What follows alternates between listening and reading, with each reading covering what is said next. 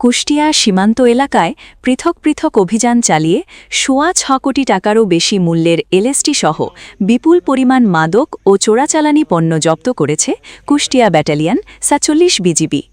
কুষ্টিয়া দৌলতপুর থেকে আব্দুল আলিম সাচ্ছুর প্রতিবেদনে দেখুন বিস্তারিত।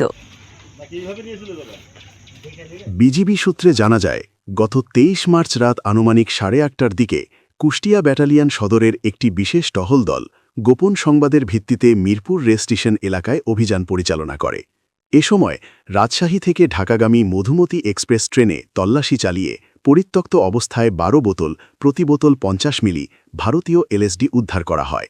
উদ্ধারকৃত এই উচ্চমূল্যের মাদকের আনুমানিক সিজার মূল্য প্রায় ৬ কোটি ২৪ লাখ টাকা।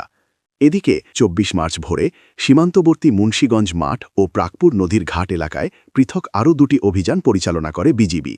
এসব অভিযানে আশ্রায়ন ও প্রাকপুর বিওপি টহল দল বিপুল পরিমাণ ভারতীয় ডেক্সামেথাসন ট্যাবলেট, ফেয়ারডিল সিরাপ এবং পাতার বিড়ি জব্দ করে।